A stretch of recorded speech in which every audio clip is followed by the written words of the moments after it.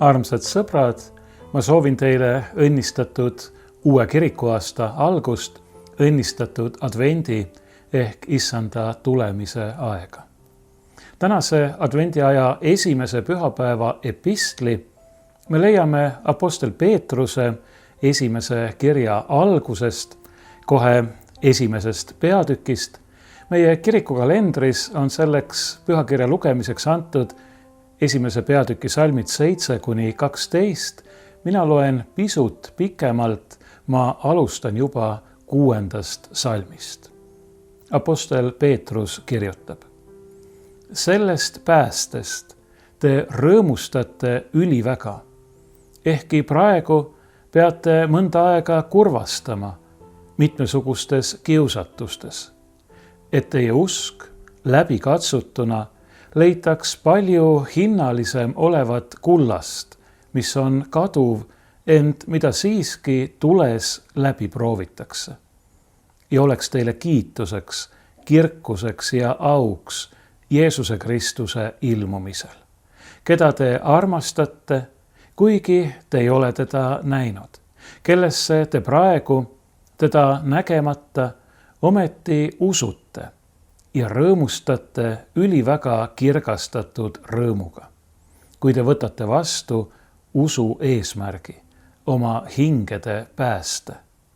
Seda päästet on hoolega otsinud ja selle üle juurelnud prohvetid, kes on ennustanud seda armu, mis teile on tulnud. Nad püüdsid välja uurida, mille kohta ja millisest ajast andis teateid nendes olev Kristuse vaim, tunnistades ette Kristuse kannatusi ja neile järgnevat kirkust. Nendele ilmutati, et mitte neile endile, vaid teile, teie teenimiseks, oli kõik see, mida nüüd teile on kuulutatud nende kaudu, kes teile taevast läkitatud pühas vaimus on toonud rõõmusõnumeid, millesse isegi inglid igatsevad kummardades vaadata.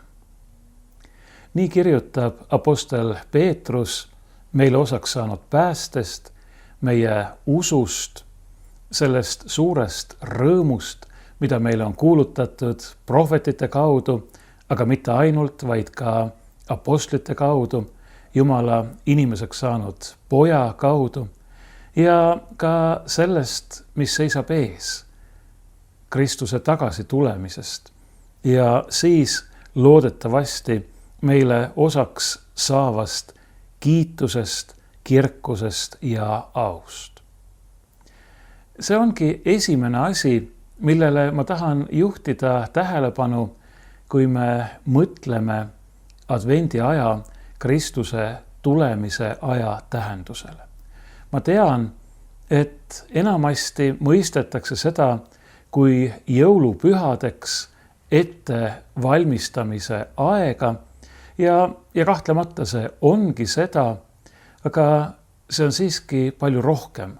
See on ettevalmistusaeg isegi mitte ainult Kristuse esimese tulemise ehk Jeesuse sündimise meenutamiseks ja tähistamiseks, vaid see on ettevalmistusaeg tema vastuvõtmiseks aegade lõpul, siis, kui ta tuleb tagasi, nii nagu me usutunnistuses ütleme, kohut mõistma elavate ja surnute üle. Mulle tuleb meelde lugu ühest pühakust, Saksa keisrist Heinrich II, kes siis, kui ta oli väga noor mees, kui ta ei olnud veel keiser ega kuningas, nägi kummalist und. Nimelt nägi ta tema ees olevale seinale kirjutatud 2 sõna, pärast kuut. See oli kõik. Ta tõusis üles ja mõtles, mida see võis tähendada ja arvas üsna kindlalt mõistvat, et see tähendab, et pärast 6 päeva ta sureb. Ja nii ta siis pühendus nendel 6 päeval palvele, patukahetsusele, meeleparandusele. Aga kui need 6 päeva täis said, siis ta ei surnud. Siis ta mõtles, et küllap need on 6 kuud. Ja järgneva 6 kuu jooksul tegi ta sedasama. Valmistus kogu hingest, kogu südamest surmaks. Aga ka 6 kuu pärast ta ei surnud. Siis ta mõtles, küllap need on 6 aastat. Ja ta ei muutnud midagi oma eluviisis, vaid otsustas, et püüab ikka samamoodi elada palves, Jumala kartuses, patukahetsuses ja meeleparanduses. Kui need 6 aastat täis said, siis ta ei surnud, vaid siis saigi temast Saksa keiser. See on ilus lugu. Ega mina ei saa kinnitada, et see vastab 100% tõele, nii nende vanade legendidega on, aga selles loos on oluline õpetus. Ja see õpetus seisneb selles, et ega me tegelikult ei tea, kui palju meile kellelegi siin maailmas elupäevi, kuid või aastaid on antud ja me ei tea ka seda, millal Issand tagasi tuleb. See ei ole mõte, mis peaks meid kuidagi hirmutama. See ei ole midagi, mis peaks viima meid masendusse ja tegema meist lootusetud pessimistid, kuna me teame, et me niikuinii mitte kunagi ei ole oma eluga sellel kõrgusel, et kui Kristus kohtumõistjana tagasi tuleb, siis ta võiks meid leida veatuna ja laitmatuna. Ei, see teadmine, et me ei tea, millal saabub kas meie isiklik lahkumise tund siit sellest maailmast või tuleb enne seda tagasi Issand kohtumõistjana, see peaks meid julgustama elama nii, nagu on õige ja hea, nii Jumala kui ka inimeste ees. See peaks panema meid mõtlema selle peale, mis on tõeliselt õige ja vajalik ning seda tegema. See peaks kasvatama ka meie usaldust Jumala vastu, meie lootust tema armule ja meie usku sellesse, et kui ta on meid loonud ja kui ta tuleb tagasi, mitte selleks, et kedagi hukatusse paisata, vaid selleks, et omasid oma taevasesse kirkuse riiki viia, siis meil on lootust. Mitte meie endi pärast, mitte meie oma tubliduse varal, vaid Jumala armu, halastuse ja armastuse pärast. See ei tohi teha meid enesekindlaks või hoolimatuks, et kuna Jumal meid armastab, siis pole vahet, sest selliselt mõeldes me käituksime ju lihtsalt ülimalt tänamatult ja vääritult. Aga see peaks meis siiski kasvatama sellist, ma ütleksin, püha muretust, mis seisneb teadmises, et kui ma usaldan ennast Jumala kätte ja mitte ainult kuidagi teoreetiliselt, vaid ka selles mõttes praktiliselt, et ma tõepoolest püüan elada nii, nagu Jumal ütleb, et on hea ja õige ja vajalik ja kasulik mulle endale, kui ma seda suudan teha, ennast täielikult ja kõiges Jumala kätte usaldades, siis mul ei ole midagi karta.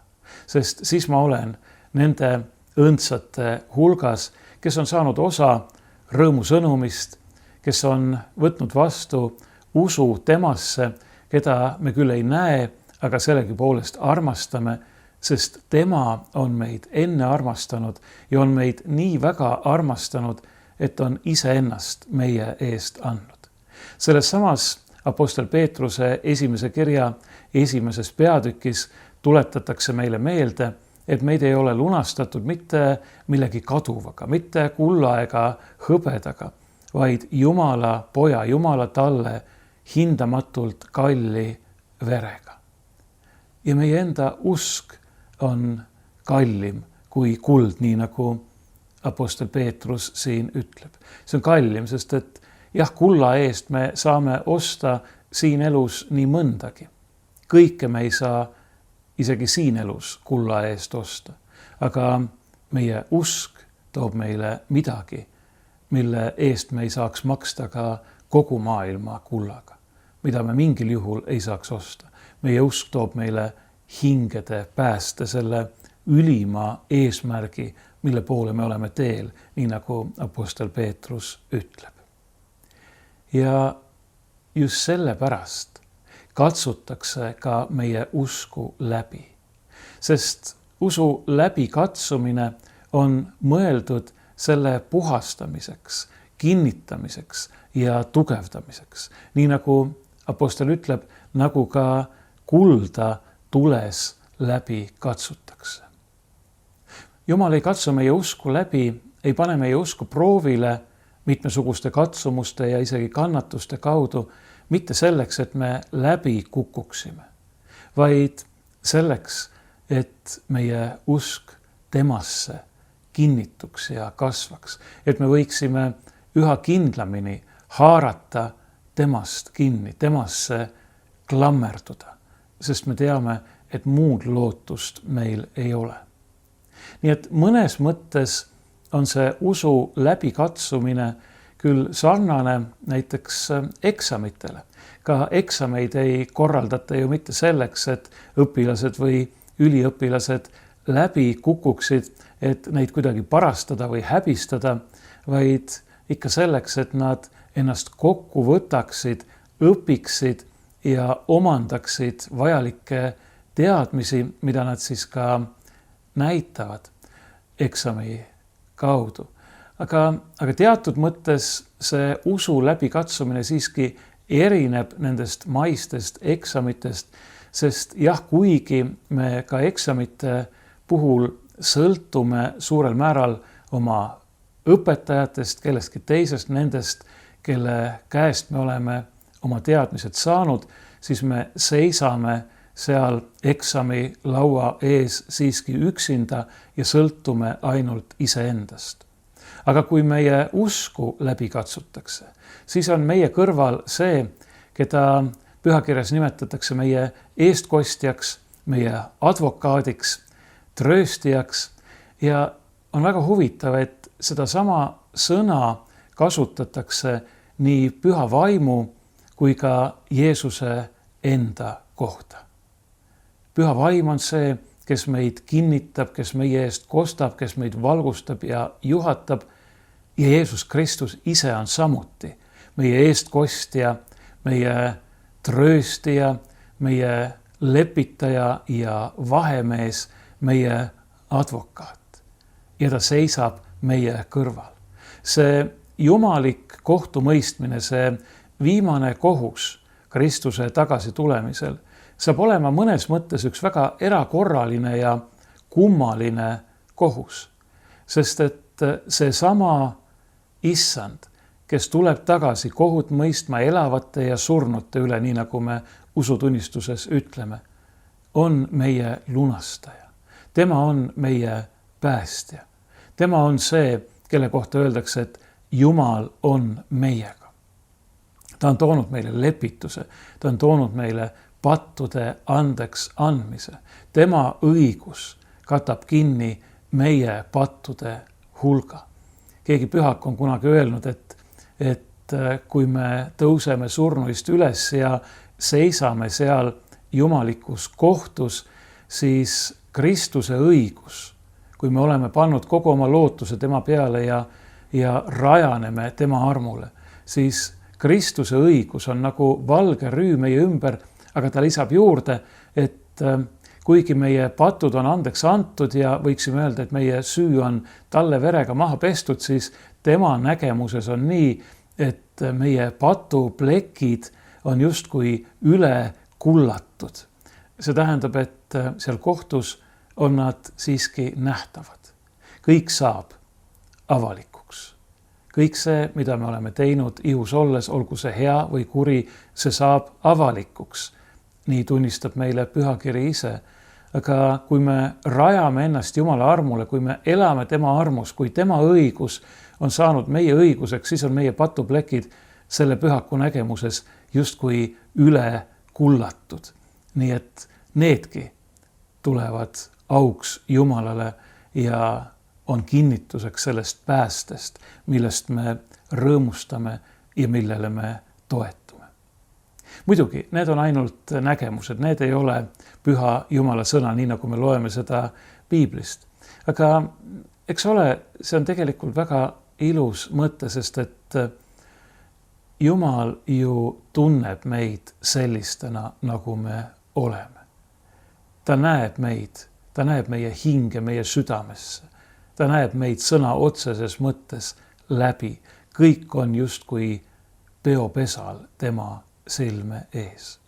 Me ei saa midagi varjata. Ja kuna Jumal teab kõike, siis ta tunneb ka kõiki meie puudusi, meie vajakajäämisi, meie üleastumisi, meie patte, isegi meie kõige rängemaid ja seetõttu kõige rohkem salajas hoitud patte. Need on avalikud tema pilgu ees. Ja sellegi poolest ta armastab meid. Sellegi poolest tahab ta kinkida meile oma poja õiguse. Sellegi poolest tahab ta, et me võiksime elada koos temaga igavesti. Nii suur on tema armastus meie vastu.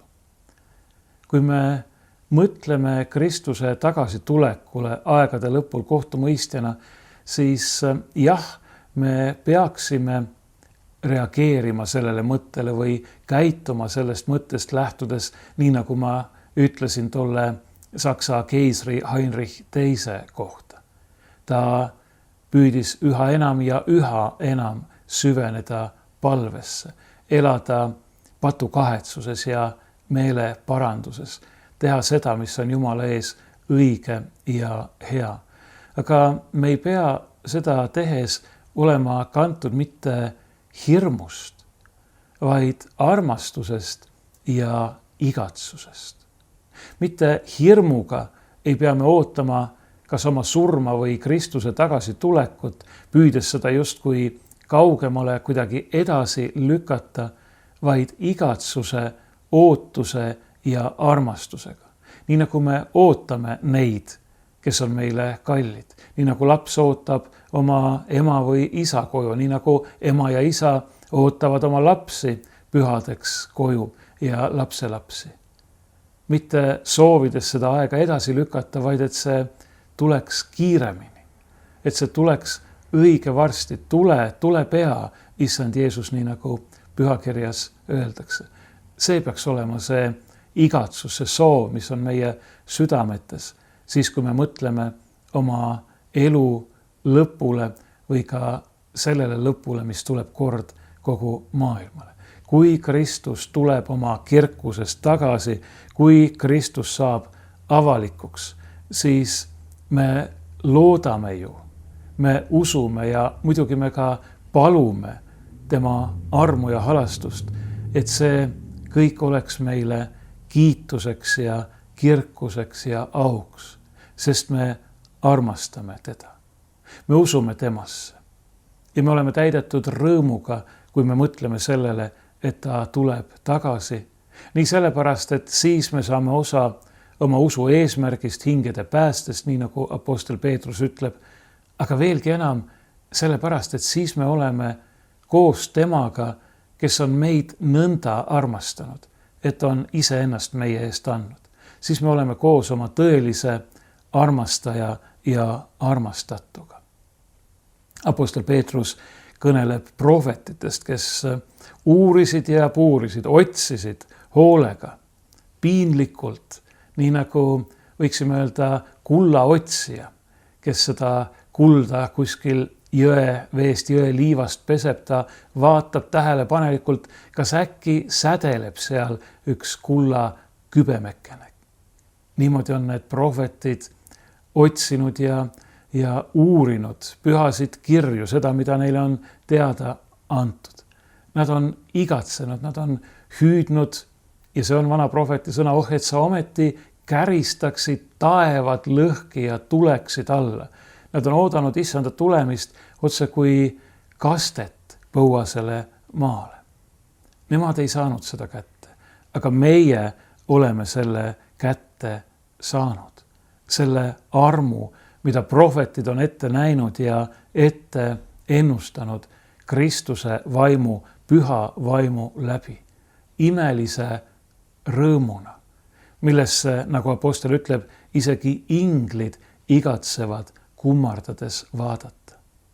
Mõelgem sellele, milline tohutu eesõigus see on. Prohvetid ei saanud seda kätte, nad nägid seda ette, nad kuulutasid seda ette, nad teadsid, et see on tulemas, aga nad ei saanud seda kätte. Inglid on igatsenud kummardades sellesse vaadata, aga see on antud meile inimestele, sest Jumala ainusündinud poeg on sündinud inimlapsena, tulnud inimlapsena siia maailma, selleks, et meid lunastada, selleks, et meie võiksime saada Jumala lasteks. Ja sellepärast me usume temasse, sellepärast me armastame teda, sellepärast me loodame tema peale ja ootame tema taas tulemist. Mitte hirmuga, vaid rõõmu ja igatsuse ja armastusega. Ja see on advendiaja, issanda tulemisaja peamine sõnum. Ma soovin teile veel kord õnnistatud uue kirikuaasta algust, õnnistatud advendi aega, issanda tulemise aega. Ma soovin teile seda igatsust, seda ootust, seda janu issanda tulemise järele. Ja ma soovin teile rõõmu ja armastust ja seda, et me kõik võiksime üheskoos saada kätte oma ülima eesmärgi, hingede pääste ning elada siis igavesti koos temaga, kes on meid nõnda armastanud.